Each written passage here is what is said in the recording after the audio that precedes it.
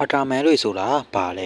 အာတာမန်တွေဆိုတာအတန်းအောင်တာတန်ထဲမှာအရန်ကိုခွန်အားကြီးပြီးဉာဏ်ပညာမြင့်မာကြတဲ့လူမျိုးစုတွေပါအာတာမန်ကလပ်တွေဟာတော်ဝေမျိုးနယ်ဖလစ်မိသားစုနဲ့အတူဟိုးရဲကလေးကပေါ်ပေါလာခဲ့တဲ့မျိုးနွယ်စုတစ်ခုဖြစ်ပါလေအာတာမန်တွေဟာတာမန်သူတွေထက်တာလွန်တဲ့ခွန်အားတွေစီးကြပြီးတာတန်တွေကိုတော့ခေါ်ချင်းဆင်ချားလာတဲ့ခွန်အားတွေစီးကြပါတယ်အရင်တော့ကတော့အာတာမန်ကလပ်မန်ပါတွေကများများဆဆစီးခဲ့ပြီးမဲ့လေအခုနောက်ပါမှာတော့ဘယင်ရဲ့လူမျိုးတော်တပ်ဖြတ်မှုတွေကြောင့်အာတာမန်ဆိုတော့လီဗာနဲ့မီကာဆာလို့ပဲကြံပါတော့တယ်အာတာမန်တွေဟာပါရာဒတ်ဂျောဘော်ရာဝေါ်ကြီးတုံးခုထဲမှာနေထားကြတဲ့အေဗီယန်လူမျိုးစုတွေပါသူတို့တလန်ရဲ့တာဝန်ကဝေါ်ရဲကဘယင်ကိုအသက်ပေးတာဝယ်ရမှာဖြစ်ပြီးဘယင်ဖလစ်ရဲ့မူဝါဒကိုလာမနာပဲစက်တင်ခဲ့တာကြောင့်ဘယင်ရဲ့လူမျိုးတော်တပ်ဖြတ်မှုကိုခံရပါလေ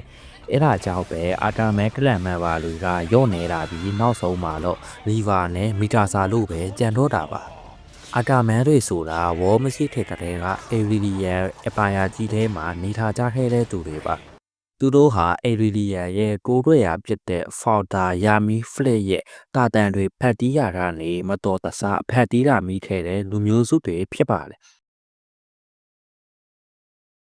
သူတို့ဟာဘယင်ကိုတာရွယ်ပေးဖို့ဖန်တီးထားခဲ့တာပါဘယင်ရဲ့ညာလက်လုံးအနေနဲ့တာရေးပြည်ရေးကိစ္စတွေကိုထမ်းဆောင်ရပါတယ်ဒရက်တာတန်ဝါကြီးပြီးတဲ့နောက်မှာအေရီလီယန်အင်ပါယာကြီးပြိုကွဲပြီးသွားတော့အာတာမန်တွေဟာလည်းတော်ဝင်မျိုးနယ်ဖလစ်မျိုးနယ်နဲ့အတူဝေါ်ကြီးတွေကိုပြောင်းဆွဲခဲ့ကြပါလေပြီးတဲ့နောက်မှာတော့ဘယင်ဟာဖော်လီတာတန်ရဲ့အစွမ်းနဲ့အတူအေရီလီယန်တွေရဲ့မှတ်ညံတွေကိုဖျောက်ပစ်ခဲ့ပါလေ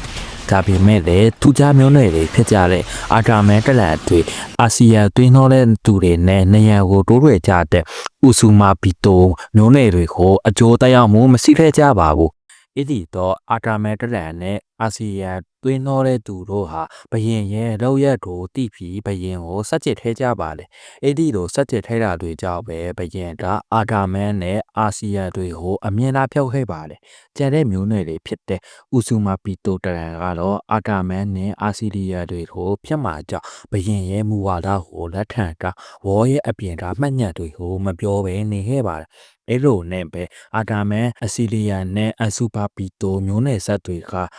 ဝေါ်အပြစ်ဘက်ကတကယ်ဖြစ်ရမှန်တွေကိုမသိပဲကြီးပြင်းလာကြပါတယ်မျိုးဆက်တက်တွေကဘာမှမသိခဲ့တာတော့ဘယင်အနေနဲ့ဆလန်နှိမ့်ချက်နေခဲ့တာပါအဲ့လိုတွေကြောင့်အာတာမန်တွေဟာတကားအစောဖက်နာလာလူသူတိတ်မတိတဲ့ရွာလေးတွေမှာထိုးကြောက်ထိုးဝမ်းနေထဲကြရပါတယ်အာဆီယံတွေဟာအာတာမန်တွေတော့မစိုးခဲ့ပေမဲ့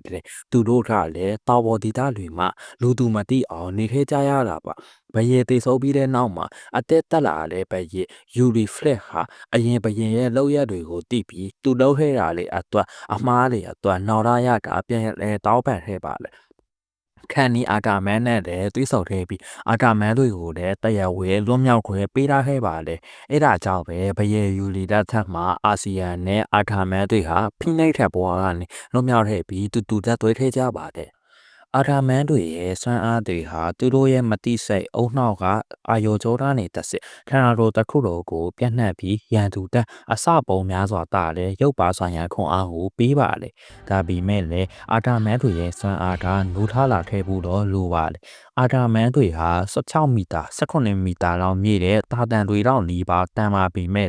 တာတန်တွေရဲ့အစွမ်းတွေကိုလက်ခံလို့မရပါဘူးတကယ်လို့ကအဲ့လိုမျိုးလက်ခံလို့ရတဲ့မယ်ဆိုရင်အာထာမန်တွေက MC ထက်တော့ overpower ဖြစ်သွားမှာပါအာထာမန်တွေရဲ့စွမ်းအားနိုးထားလာခဲ့ရင်အာထာမန်တယောက်နဲ့တယောက်ဆက်ချက်လာတဲ့မမြင်လာတဲ့လမ်းကလေတစ်ဆက်တခြားအာထာမန်တယောက်ရဲ့တာရီခါရီထပွဲအတွေ့အကြုံကိုရသွားပါလေအဲ့ဒါတွေကြောင့်ပဲအာထာမန်တွေဟာစွမ်းအားနိုးထားလာတာနဲ့တာရီခါရီပြီးွားတဲ့စစ်သူကြီးတယောက်လိုဖြစ်သွားတာပါ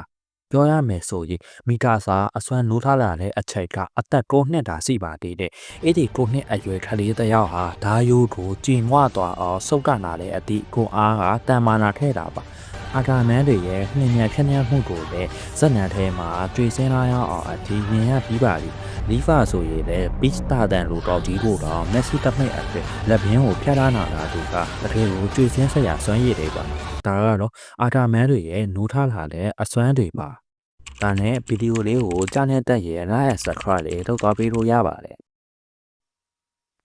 အစွမ်းသားမှာအာသာချက်နဲ့အားနည်းချက်ဟာတော်သွဲနေခဲ့ပါတယ်။အဲ့ဒီလိုပဲဒီအာတာမန်အစွမ်းတွေဟာလွယ်နဲ့တော့မနှိုးထားလာပါဘူး။အာတာမန်တစ်ယောက်ဟာတေပီးနဲ့ကြုံတဲ့အချိန်သူချစ်တဲ့သူကိုတာဝယ်ချင်တဲ့အချိန်စိတ်နှူးကြလာမှနှူးထွားလာတဲ့အစွမ်းပါ။အာတာမန်တစ်ယောက်ရဲ့အစွမ်းဟာတစုံတစ်ယောက်ကိုတာဝယ်ပေးဖို့ပွိတာလာဖြစ်ပြီးအဲ့ဒီသူကိုချစ်တီဖြစ်စေမချစ်တီဖြစ်စေအဲ့ဒီအစွမ်းကအတင်းလောက်ထားပါတယ်။တကယ်လို့ဒါအာတာမန်တွေဟာမတိစိတ်တွေကိုတောနှံပြီးအတိတ်ကိုပြန်မြင်ရောက်ကြည့်ပါကအရန်ကိုတောက်ရတဲ့ဝေဒနာမျိုးကိုခံစားရမှာပါဒီနေရာမှာမီတာစာရဲ့အကြောင်းကိုနည်းနည်းပြောပါမယ်မီတာစာအသက်ကိုနှစ်မှာသူ့အဖေနဲ့သူ့အမေကတ냐ရံတာနဲ့တက်ခံရပြီးသူကိုယ်ကတိတ်ပြီးကြုတ်ခဲ့ရပါတယ်ဒီနေရာမှာသူကအာတာမန်အစွမ်းမနိုးထသေးပါဘူးဒါပေမဲ့လည်းအေရန်ဝေဒန်ဟဲ့ပြီးတ냐ကိုအေရန်ကိုတတော်မဲ့အချိန်ကအေရန်ဟာအခဆရာပါဆိုတဲ့စကားကြောင့်မီတာစာရဲ့စွမ်းအားတွေကလောဝကြီးနိုးကြလာခဲ့ပါလေ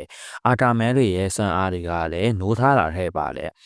အပေါ်မှာပြောခဲ့သလိုပဲအေရန်ကိုမီကာစာကချစ်လို့တာတွေပေးနေတာမှန်ပေမဲ့လေမီကာစာကအေရန်ကိုမချစ်ခဲ့ရတော့မီကာစာနိုးထားလာတဲ့အကြောင်းရင်းကအေရန်ကိုတာတွေပေးချင်ခဲ့လို့ပါအဲဒါကြောင့်မို့မီတာစာအနေနဲ့အေရန်ကိုမချစ်တော့ရတော့အာတာမန်တို့ရဲ့ဗီဇအရာအေရန်ကိုတာတွေနေပေးရအောင်မှာပါ